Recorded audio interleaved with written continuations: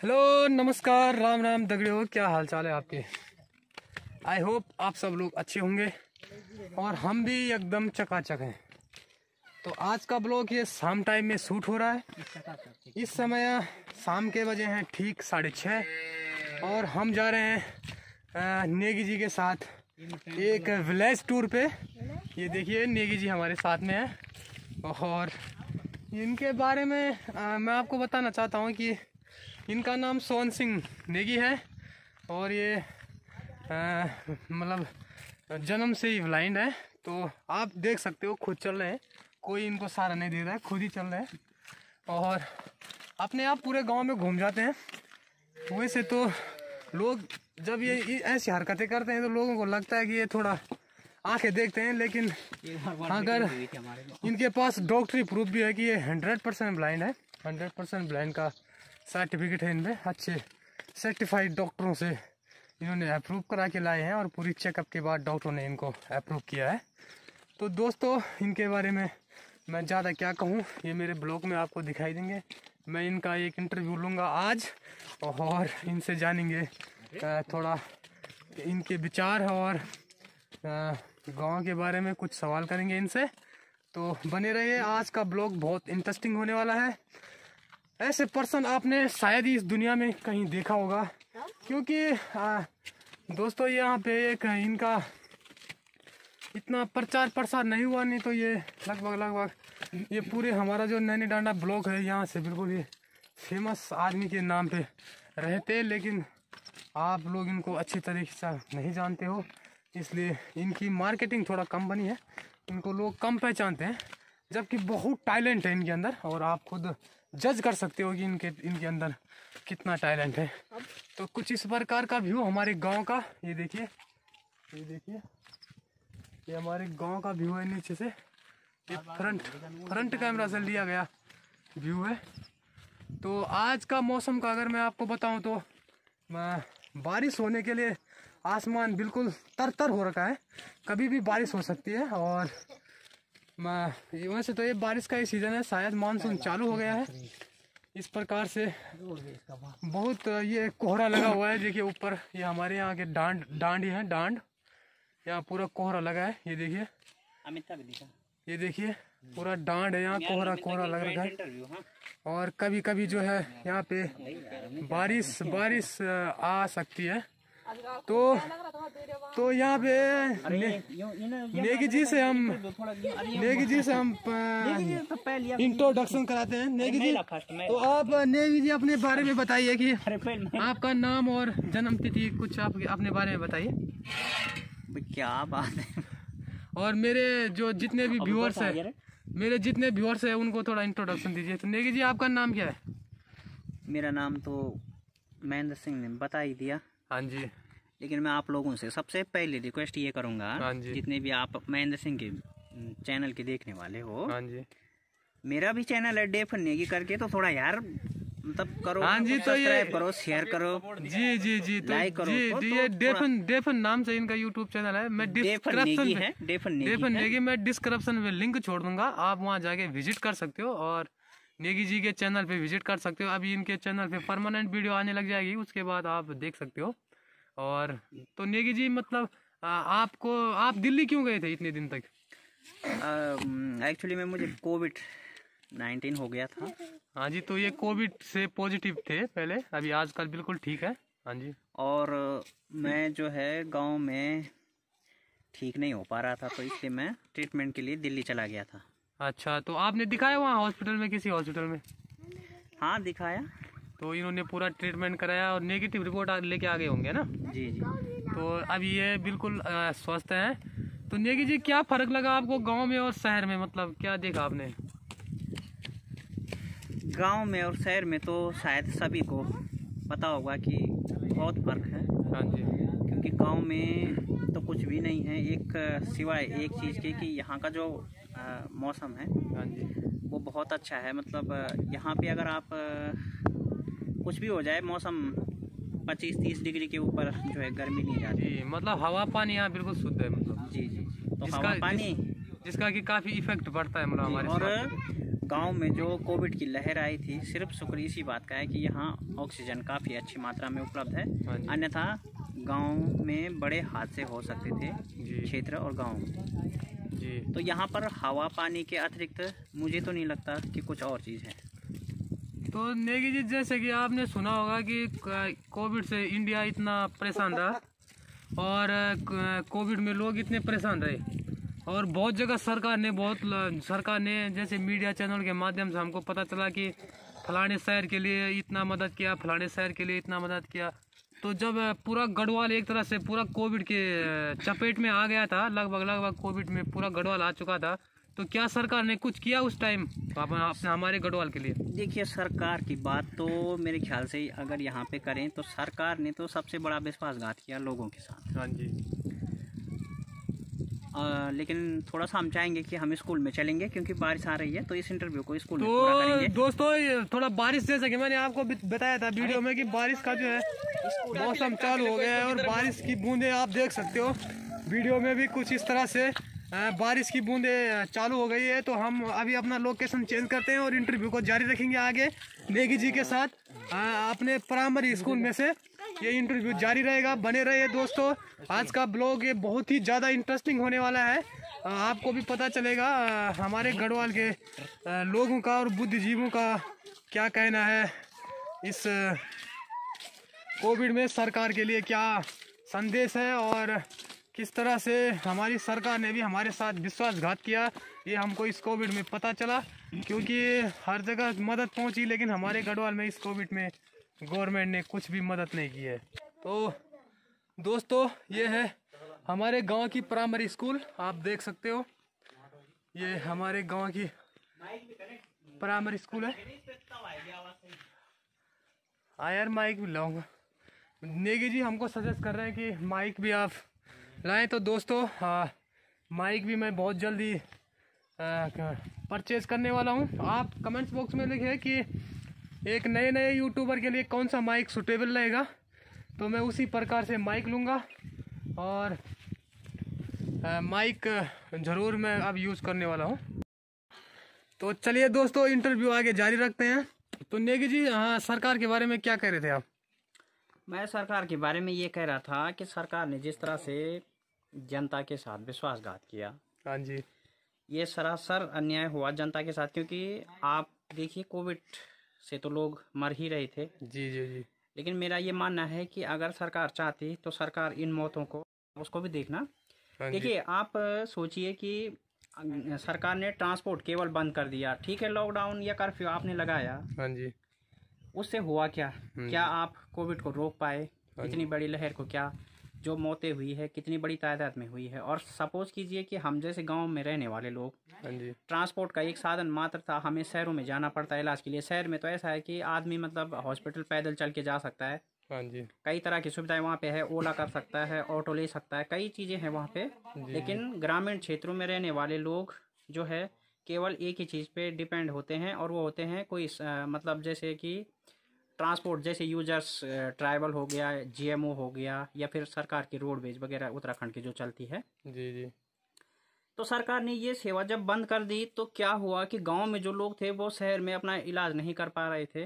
मतलब क्योंकि लोग जो गांव में रह गए हैं, अब जो संपन्न लोग हैं वो तो बाहर शहर में चले गए। हाँ जी। गांव में जो लोग बचे वो आर्थिक स्थिति से कमज़ोर हैं, तो उनके पास इतना पैसा नहीं था कि वो पर्सनल वाहन करके जो है मतलब 4-5 हज़ार रुपये एक राउंड के।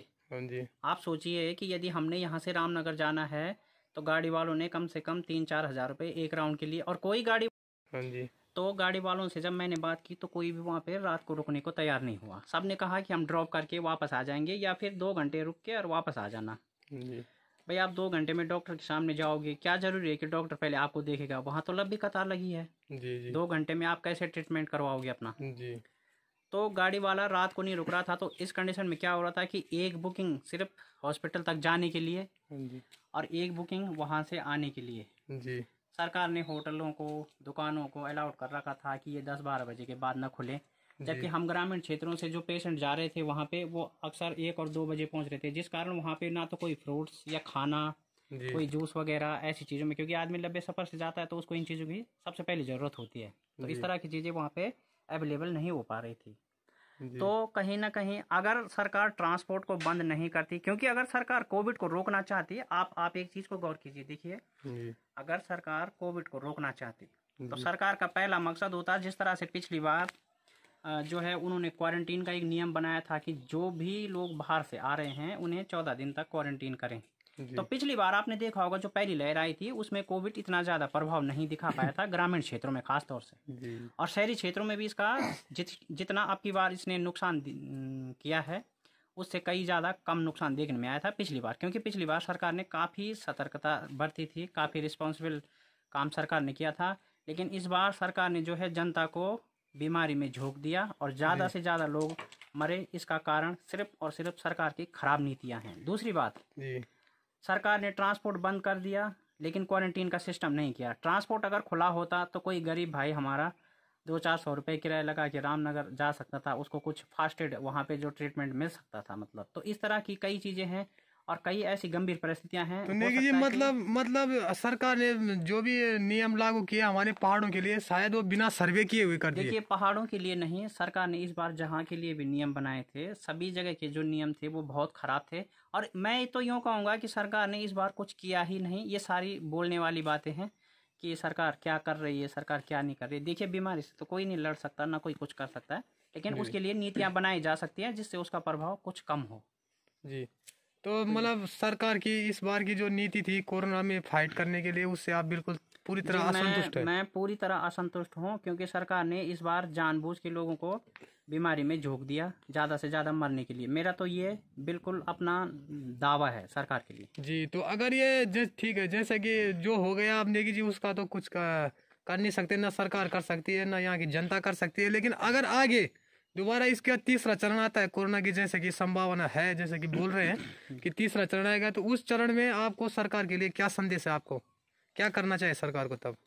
देखिए सरकार के लिए संदेश तो ये है कि तीसरी लहर अगर आ रही है और ये बताया जा रहा है अभी कि बच्चों के लिए ये ज़्यादा खतरनाक होगी, हाँ जी। तो सरकार को वही क्वारंटीन वाला सिस्टम लागू करना चाहिए कि जी। लोग अगर एक स्थान से दूसरे स्थान में मूवमेंट कर रहे हैं तो कम से कम उन्हें क्वारंटीन रखें, क्वारंटीन सेंटरों में रखें। और उसके लिए अभी से व्यवस्थाएं बनानी चाहिए, क्योंकि हमारे पास ग्राम पंचायत में इकाइयां मौजूद हैं जिनको हम कार्य दे के काम करवा सकते हैं। जी। लेकिन उसके लिए आप फर्ज कीजिए कि गवर्नमेंट ने इतना सारा पैसा इन्वेस्ट किया, पैसा तो गया ना देश का, मतलब जी। इकोनॉमिकल नुकसान तो देश को हुआ जी। और पब्लिक को इसका कुछ नहीं मिला। अगर आप इस पैसे को जो है ग्राम पंचायतों के प्रतिनिधियों में जो है मतलब कुछ फंड वगैरह अलाउड करा के और उनको मतलब क्वारंटीन सेंटरों में अच्छी व्यवस्था हो, तो कम से कम उस लहर का मैं ये मानता हूँ कि हम 60 से 70% जो उसका नुकसान होगा उसे हम रोकने में कामयाब जरूर होंगे। जी। जी।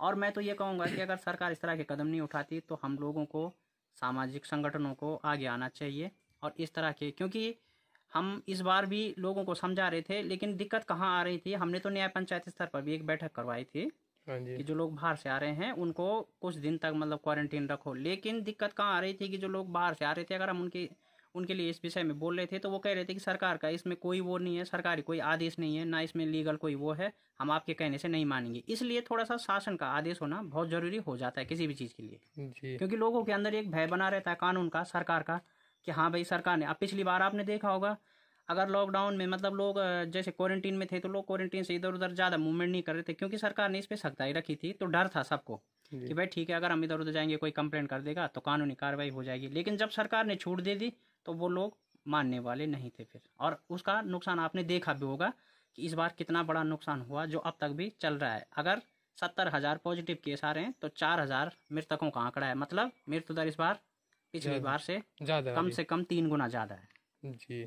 ये तो रही नहीं कि जी सरकार की बात, तो सरकारी लेवल में तो जो हमारा सरकारी तंत्र है आपके अनुसार ये पूरी तरह इस कोरोना के फाइट करने में नाकाम साबित हुआ। लेकिन अब आते हैं कि गांव के पॉइंट पे, तो इस महामारी में सरकार के भरोसे अगर हम गांव वाले रहते तो शायद काफ़ी हमको क्षति महसूस होती, क्षति हो जाती और हमारा मतलब बहुत प्रॉब्लम हो जाती इस बीमारी को लड़ने के लिए। लेकिन गांव स्तर पे लोगों ने कुछ किया क्या इस बीमारी में? गांव स्तर में लोगों ने बहुत कुछ किया, लेकिन बीमारी को दूर करने के लिए नहीं, बीमारी को घर लाने के लिए। क्योंकि लोगों ने एक तो दूरी जो है 2 गज की दूरी, मास्क जरूरी, सबसे पहले तो इसका पालन नहीं हुआ। चलिए मास्क तो हमारे गांव में या कहीं भी इस क्षेत्र में ऐसी परिस्थिति है कि ऑक्सीजन की भरपूर मात्रा है, मास्क शायद इतना सुटेबल नहीं भी होता, लेकिन एक दूसरे से थोड़ा सा दूरी जो जरूरी थी, क्योंकि अगर हम एक दूसरे के संपर्क में आए तभी तो ये वायरस जो है मतलब आपसे हम पे या हमसे किसी पे गया जी। और जैसे सबसे पहला कारण ये था कि शादियाँ हुई, सरकार ने तो ऊपर से ऑर्डर कर दिया कि भाई 20 लोग जाएंगे या 15 जाएंगे जी। लेकिन जिनके सोर्स ऑफ वो थे उन्होंने तो मतलब जो है मतलब 50-50 60-60 लोग ले गए। फिर शादियों में शराब परोसी जाती है, खाना पीना साथ में, और सब घर के कुछ ना कुछ लोग वहाँ पे उपस्थित होते हैं। उसके बाद वो लोग घरों में जाते हैं और सबको वायरस इन्फेक्टेड करते हैं। तो इस बीमारी से इन्फेक्टेड हो जाते हैं। गाँव वालों ने इसमें मतलब सबसे ज़्यादा जो किया वो ये था कि उन्होंने सब कुछ जानते हुए भी बिना, क्योंकि उनको पता था कि शासन का इसमें कोई रोल नहीं, अगर शासन का इसमें कोई दंडात्मक कोई रोल होता तो जरूर डरते, जैसे पहले बार डरे थे जी। लेकिन इस बार चूंकि शासन ने आंखें बंद कर दी थी, शासन ने खुली छूट जनता को दे रखी थी कि आप कुछ भी कीजिए, किसी को भी संक्रमित कीजिए, आप पे कोई कार्रवाई करने वाला नहीं है, तो लोगों ने अपना काम इस बार खुल के किया जी। तो मतलब गांव स्तर पे भी लोगों का इस कोरोना से लड़ने में लोग निगेटिव ही साबित हुए, मतलब उन्होंने इसके लिए प्रयास नहीं किया, बल्कि कोरोना बीमारी को और इधर उधर और फैलाया जी। बिल्कुल अपने कामों के माध्यम से जी बिल्कुल हमने स्वयं देखा कि जहाँ गांव में भी शादी थी तो इतना लोगों की भीड़ लगी हुई थी और कोई सोशल डिस्टेंस नहीं थी, ना कोई मतलब कोई किसी तरह की कोई पाबंदियां थी, लोग खुले एक दूसरे के साथ शराब पी रहे थे और इस तरह से चीज़ों का आदान प्रदान हो रहा था वहाँ पे। तो मतलब इसका कोरोना फैलने का जो मुख्य कारण था, मतलब जैसे लोग एकजुट हो रहे थे तो उसमें ये जो है ये बीमारी ज़्यादा फैल रही थी। जैसा कि पहले भी सरकार ने भी, जैसे कि हम राज्य सरकार की बात नहीं कर रहे हैं, हम केंद्र सरकार की बात कर रहे हैं कि जो हमको पहले सूचना की गई थी इस बीमारी से बचने के लिए जो उपाय बताए गए थे, लोगों ने मतलब उसका बिल्कुल भी उपयोग नहीं किया जी। बिल्कुल भी उनका अनुसरण नहीं किया, जिसके कारण की ये बीमारी बहुत ज़्यादा फैल गई। तो नेगी जी अभी भी लोग भ्रांति में है कि जो ये उत्तराखंड के पहाड़ों में, लगभग पहाड़ों में खास तौर से जो ये बुखार चले, जो ये एक तरह से संक्रमित बुखार चले, लगभग कोई भी आदमी इससे बच नहीं पाया, सब लगभग इससे संक्रमित हुए। तो क्या ये कोरोना ही था या बुखार थे, ये फीवर बुखार? देखिए ये टोटल ही कोविड था जी। लेकिन यहाँ पे सिर्फ एक ही बात है कि लोगों को कम से कम वायरल बुखार समझ के आत्मविश्वास लोगों का बरकरार बना रहा, थोड़ा सा ये पॉजिटिव चीज़ मैं जरूर मानूंगा। क्योंकि अगर किसी को भी मतलब फर्ज कीजिए आपके किसी ग्राम वासी को ये पता लगता है कि वास्तव में वो कोविड पॉजिटिव हो गए हैं, तो हो सकता था कि मतलब कोविड से ज़्यादा लोगों को आत्मविश्वास के कारण काफ़ी नुकसान होता, घबराहट हो जाती। तो ये सबसे बड़ा फैक्टर रहा कि लोगों ने इसको वायरल बुखार समझा, जिसके कारण उनका आत्मविश्वास बना रहा। और कोविड में सबसे बड़ी बात है कि आपका आत्मविश्वास बरकरार होना चाहिए जी। तो मतलब वो काफी फायदेमंद रहा यहाँ के लोगों के लिए जी जी जी बिल्कुल। मतलब जो उनके बीच गलत फहमी थी वो उनके लिए सही साबित हुई जी जी जी। ये वाली गलत फहमी उनके लिए स्वास्थ्य, क्योंकि जैसे कि वैसे भी चेकअप और किसी का कोविड टेस्ट तो यहाँ हुआ नहीं ग्राम स्तर पे, तो गवर्नमेंट की तरफ से क्या यहाँ ऐसे हॉस्पिटल नहीं है जहाँ कोविड टेस्ट करा पाए कोई भी, जो कराना चाहता है पैसा दे के वो भी नहीं करा सकता है। तो लोग इस गलत फहमी में रहे कि मतलब ये जो है वायरल बुखार है, तो इससे नहीं, उसमें ऐसा भी है ना कि भाई ठीक है आपने मतलब जो CRC सेंटरों पे सरकार ने टेस्टिंग चलाई थी, हाँ जी, लेकिन आप फर्ज कीजिए कि बुखार जब इसमें आता है तो आदमी की मतलब सांस वगैरह इतनी चलती है या इतना आदमी वीकनेस महसूस करता है हाँ जी, कि वो 100 मीटर नहीं चल पाएगा। तो हमें तो यहाँ से CRC सेंटर में कम से कम मतलब 2.5-3 किलोमीटर की चढ़ाई पे जाना पड़ता है, और इस तरह का मतलब बहुत ही खतरनाक पथरीला मार्ग है जी जी। तो जब इस बुखार में आदमी 100-200 मीटर चलना बहुत मुश्किल होता है उसके लिए, तो वो 2.5-3 किलोमीटर दूर कैसे जाएगा अपनी जांच कराने के लिए। इसका प्रमुख फैक्ट ये भी रहा जी जी। अब बात रही है कि अदर स्टेटों के गवर्नमेंट की, जैसे कि नेगी जी आप यहाँ से भी बाहर गए, हरियाणा में देखे आप, वहाँ 1-2 महीने रुके, वहाँ की गवर्नमेंट में और यहाँ की गवर्नमेंट में आपको कुछ अंतर दिखाई दिया?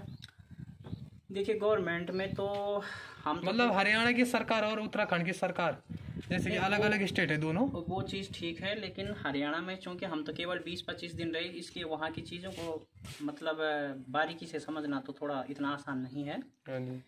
लेकिन हाँ जुबानी शब्दों में अगर मैं कहूँ तो यहाँ के जो लीडर हैं वो जिस तरह की बयानबाजियाँ करते हैं वो सरासर बेवकूफ़ी को दर्शाता है, जिसमें ये भी लगता है कि पहले हम सुनते थे कि पहाड़ों में कम पढ़े लिखे होते हैं या कहीं ना कहीं शायद इतनी अच्छी शिक्षा नहीं है, उसका भी ये फैक्ट रहता है।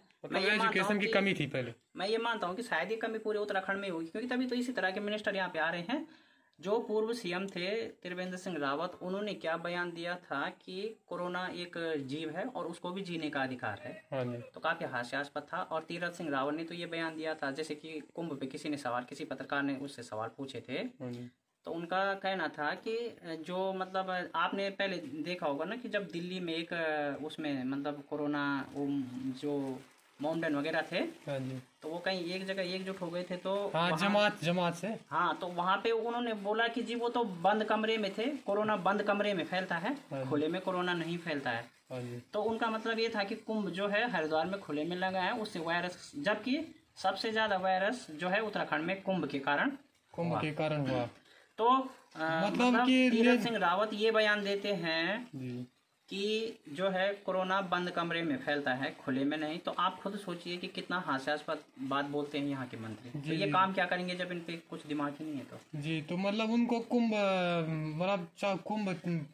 जारी रखना जरूरी था बजाय अपने प्रदेश की मौतों से। जी, सरकार को देखिए, किसी भी, मैं तो केंद्र सरकार हो राज्य सरकार हो, सबको ये है कि उनका फंड आना चाहिए। आप देखिए दिल्ली में शराब की होम डिलीवरी हो रही है। मैं कह रहा हूँ कि आदमी के लिए शराब इतनी जरूरी है, राशन की, खाने की होम डिलीवरी तो सरकार ने कभी की नहीं, किसी गरीब को कभी पूछा नहीं, और आप शराब की होम डिलीवरी करें। तो उसमें केवल एक ही मकसद है सेंट्रल गवर्नमेंट या स्टेट गवर्नमेंट का, कि केवल और केवल राजस्व वसूल करना। जनता से कोई मतलब किसी को नहीं है, क्योंकि जनता से अगर जरा सा भी सौकार सरकार को होता तो आज महंगाई आसमान छू रही है। किसी मंत्री या किसी सांसद ने इस विषय में कोई कदम नहीं उठाया। जी। तो दोस्तों, आज के इस वार्ता में आपने सुना नेगी जी के कोविड के संबंध में अपने विचार, और बारिश काफ़ी तेज़ हो चुकी है और नेगी जी काफ़ी थकान महसूस कर रहे हैं, तो हमने वो इंटरव्यू बीच में रोक लिया है। और नेगी जी से आगे से भी हम कई इंटरव्यू कराएंगे जो कि मेरे चैनल के माध्यम से आप लोगों तक पहुंचेंगे। आज आपने जाना नेगी जी के विचार कोविड के बारे में, जनता के बारे में, सरकार के बारे में, उनकी सोच कैसी है और कैसे क्या वो सोचते हैं। ये एक आम आदमी की सोच है, लगभग सभी आदमी यहाँ यही सोचते हैं, क्योंकि हर आदमी यहाँ बोल नहीं पाता है, अपने वाक्यों को आगे बढ़ा नहीं पाता है। ये एक आप मान सकते हो, जैसे हमारे यहाँ के बुजुर्ग लोग हैं, कम पढ़े लिखे हैं, थोड़ा वो बोलने में उनको इतना कॉन्फिडेंस नहीं रहता है उनको, लेकिन सब सोच सबकी एक ही तरह की है। तो ये बारिश जो है हमारे गांव में चालू हो चुकी है। और दोस्तों, इसी के साथ में आज का ये वार्तालाप जो नेगी जी के साथ हमने किया, एक मिनी इंटरव्यू के तौर पे इसको विराम देता हूं। और अगर आज का ये वीडियो आपको अच्छा लगा हो तो चैनल को लाइक करें, शेयर करें और सब्सक्राइब करें और सपोर्ट दिखाओ यार दोस्तों। अगर आपको वीडियो पसंद नहीं आ रही है तो मेरे को कमेंट्स बॉक्स में लिखें कि मैं किस टॉपिक पे वीडियो बनाऊं, कैसी आपको वीडियो में क्या क्या आपको चाहिए और कैसा लोकेशन चाहिए, उस लोकेशन पे भी जाके मैं वीडियो बनाऊंगा आपके लिए। तो दगड़ियों, बने रहिए, मेरे चैनल के साथ जुड़े, ज़्यादा से ज़्यादा जुड़े। आप लोग देख तो रहे हो चैनल को, लेकिन सब्सक्राइब करना भूल जा रहे हो। सब्सक्राइब के साथ साथ आप बेल आइकॉन को प्रेस करना न भूलें, ताकि मेरी जो लेटेस्ट वीडियो आएगी वो तुरंत आपके पास उसका नोटिफिकेशन आ जाएगा, जिससे कि आप उस वीडियो को सबसे पहले वॉच कर सकते हो। तो मिलते हैं दोस्तों कुछ नए ऐसे ही ब्लॉग में, तब तक के लिए बाय बाय, शुभ रात्रि।